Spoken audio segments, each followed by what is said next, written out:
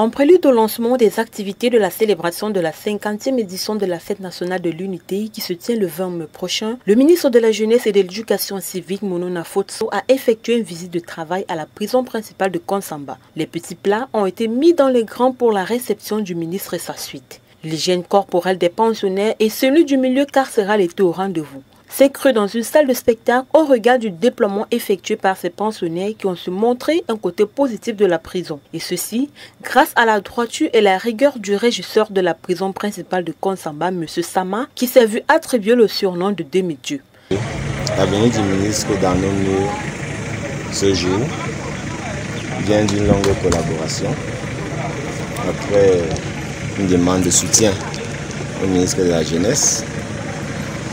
Il avait répondu par la positive au mois de novembre et malgré le programme chargé et circonstances données au lancement de la fête de l'unité à Manjo, il a quand même tenu à marquer de sa pierre, respecter sa parole, rejoindre les actes au mot en venant faire un mini séjour à la prison principale de Konsamba.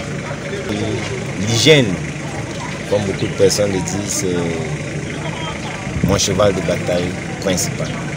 En fait, j'ai toujours là de dire que peu importe la promiscuité, peu importe la vétusté des bâtiments, peu importe la surpopulation carcérale, je pense que si tout le monde, si vous êtes 1000 dans une chambre et que tous les 1000 respectent les règles d'hygiène, c'est-à-dire se laver, changer leur literie, laver leurs draps, laver leurs vêtements, je suis sûr que les 1000 seront à même de vivre dans cette même pièce sans problème.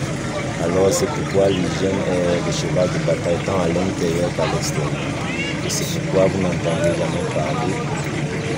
Une séance de travail qui a été marquée par des chants, danses, poèmes, discours et présentations d'objets d'art fabriqués par les pensionnaires de ce milieu carcéral. Des intermèdes qui ont su toucher la sensibilité du ministre Monona Fotso. Que nous avons pu déployer, mais j'imagine qu'il y en a encore dans la réserve. Pour tout cela, mérite des félicitations et avec des applaudissements l'encadrement de cette prison. À présent, mesdames et messieurs, chers pensionnaires, sur les très hautes instructions du président de la République, son Excellence M. Paul Biya, qui a toujours pensé à toutes les catégories des populations camerounaises, adultes comme jeunes, où qu'ils se trouvent, dans le bonheur comme dans le malheur. La politique, évidemment, il a créé cet important département ministériel dont j'ai la charge, le ministère de la Jeunesse et de l'Éducation civique.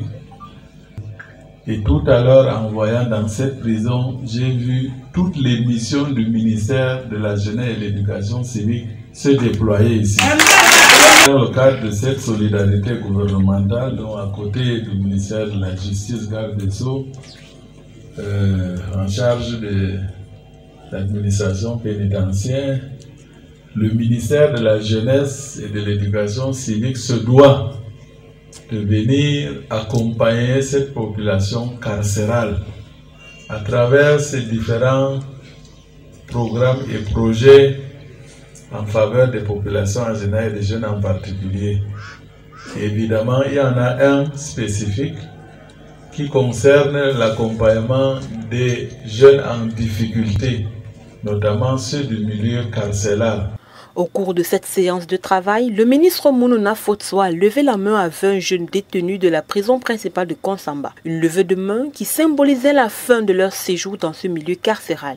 Ces derniers ont également reçu des dons pour la réalisation de leur chef-d'œuvre présenté, ce qui leur permettra une meilleure réinsertion dans la vie courante. De se retrouver dans un milieu carcéral et d'être soutenu par sa nation. Donc nous sommes tellement contents, nous sommes tellement émus d'être ceux-là qui ont bénéficié de l'aide du ministre de la Jeunesse et de l'Éducation civique. Et nous, comme vous avez pu le constater, nous avons pris l'engagement de respecter les lois civiques de notre nation.